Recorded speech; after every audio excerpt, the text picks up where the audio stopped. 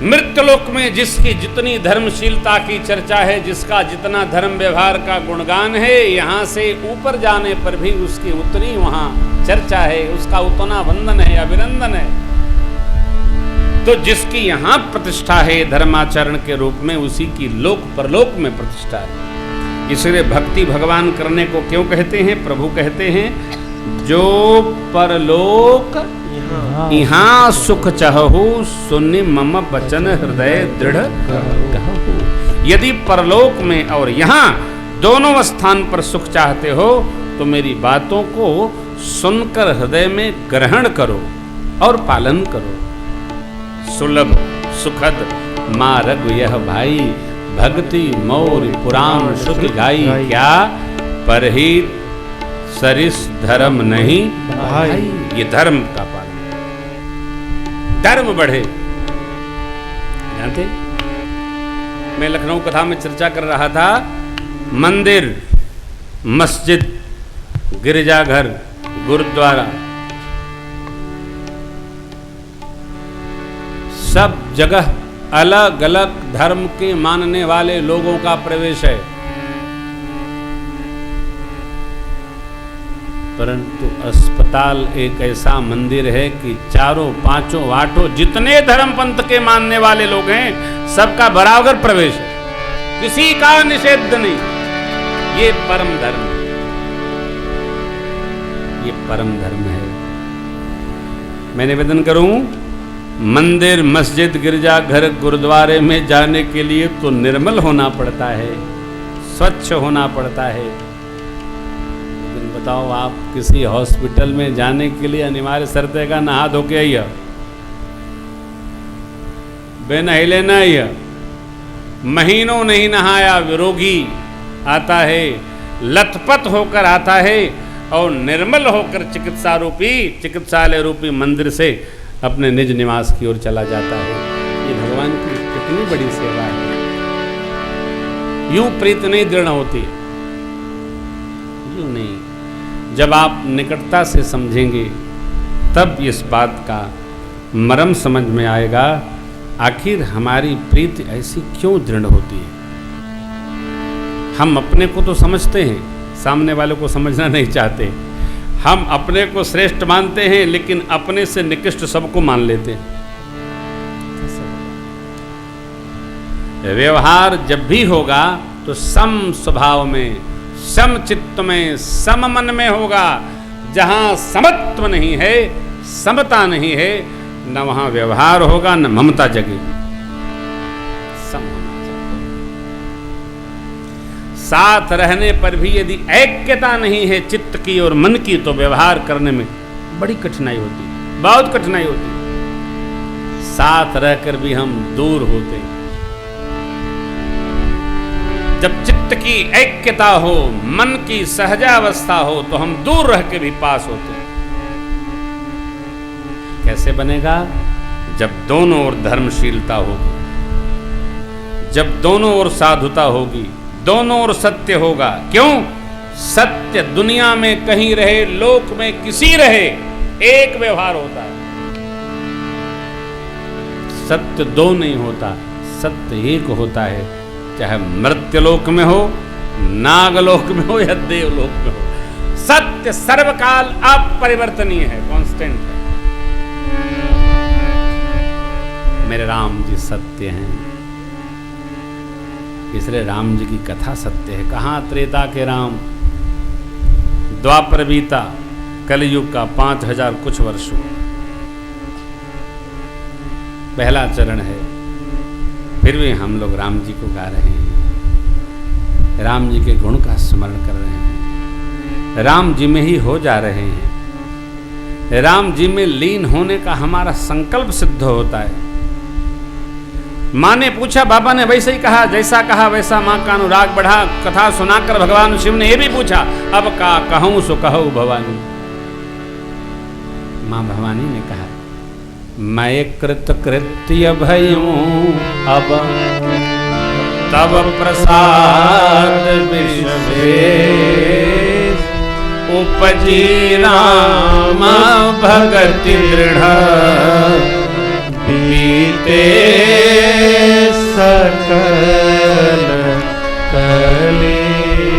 मैं कृतकृत्य हुई।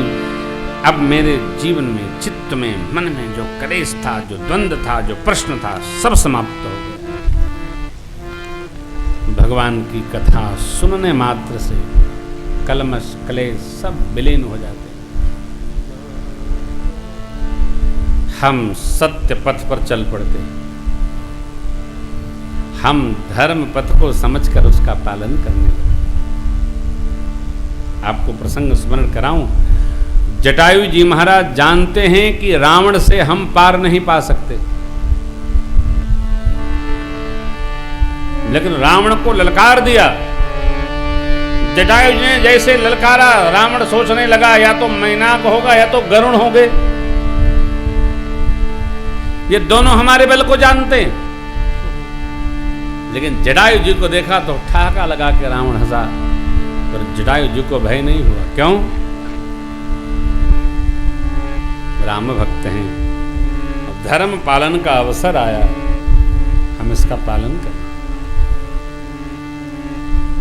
आज वास्तविक जो धर्म की चर्चा है, धर्म का व्यवहार है, वह आंतरिक दर्शन के साथ कम दार्शनिक, कम प्रादार्शनिक अधिक हो गया है।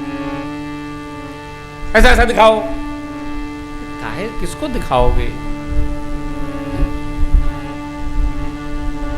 गणेश भगवान का त्योहार चल रहा है।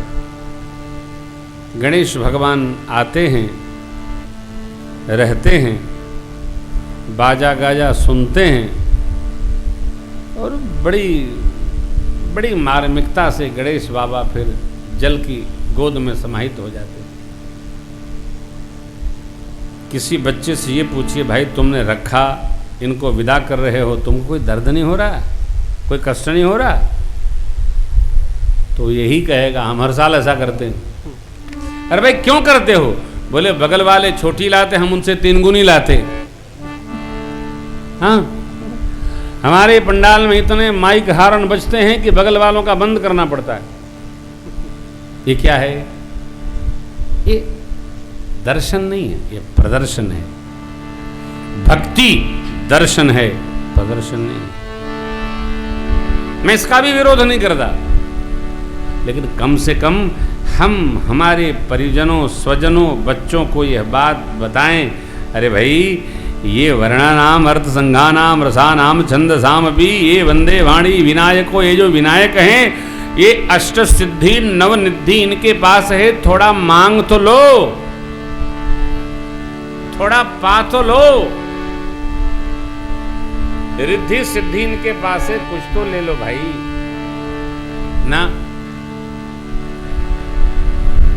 अपने यहाँ तो और हालत खराब है, बड़े बड़े बाजे बजते हैं, यदि कान न बंद करो तो हृदय विदीर्ण हो जाता है, डर लगता है। क्यों? दर्शन नहीं, प्रदर्शन। थोड़ा हम जहां हैं, देखो आप, धर्म का मूल तत्व बहुत जटिल है।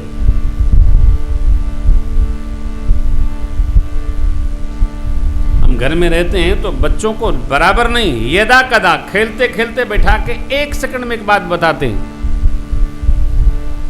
बाल मन है, बता दिया। सोते समय बच्चे चर्चा, पापा आपने दिन में वो बात कही थी, वो मेरे समझ में नहीं आई। आजा भाई, आजा आजा आजा, लेट समझाता हूं। समझा दिया गया। बच्चों को बचपन में छोटी छोटी बात आप जब कहेंगे, धीरे धीरे धीरे धीरे उनके हृदय पर, चित्त भित्ति पर अंकित होती जाएगी। और ध्यानपूर्वक हम जो हैं वहीं से देख कर, कहीं से नहीं। अपनी परंपरा, अपनी मान्यताएं, अपने जीवन का हर क्षण, हर पल उसका आनंद शेयर करो। अरे भैया मौजो मत, आनंदित हो। मौज आएगी तो जाएगी, लेकिन आनंद आ गया तो वापसी नहीं लेता। हाँ, अरे क्या कहे, बहुत अद्भुत है, अद्भुत है। भगवान शिव मां शिवा कथा के रस में आनंदित हैं। इसी भाव का स्मरण करके पूज्यपाद गोस्वामी जी ने वाराणसी में, काशी जी में 80 घाट पर गंगा मैया और संत समाज को निमित्त बनाकर राम कथा प्रारंभ कर दी। गोस्वामी जी शरणागत भाव के वक्ता हैं, भक्त हैं, साधक हैं। अभी काशी जी में पूज्यपाद गोस्वामी जी द्वारा प्रतिपादित प्रसारित रामलीलाओं का समय, रामलीला चल रही हो। क्यों? पुण्य अर्जन। सत्कर्म में प्रवृत्त होना पुण्य है। सत्कर्म का मन में आकर केवल रुक जाना भी धर्म है। मन में भी आया तो उसका फल है। कलिक एक पुनीत प्रतापा, मानस पुण्य हो ही। मन में आ गया, पुण्य कर रहे हैं, गंगा नहा रहे हैं, गंगा जी जाएंगे, गौ दान करेंगे, दर्शन करेंगे, संत से मिलेंगे, इसका भी फल प्राप्त होता है। मन में आए पुण्य कर्म का, धर्म का भी फल हमको प्राप्त। मानस पुण्य हो नहीं पापा, और मन में पाप आ गया तो उसकी कोई त्रास नहीं है, कोई सजा नहीं। इसलिए हम आप आज प्रथम दिवस इस भाव में कि बाबा ने अपने निज निवास से कैलाश पर्वत पर माँ भवानी को कथा सुनाई।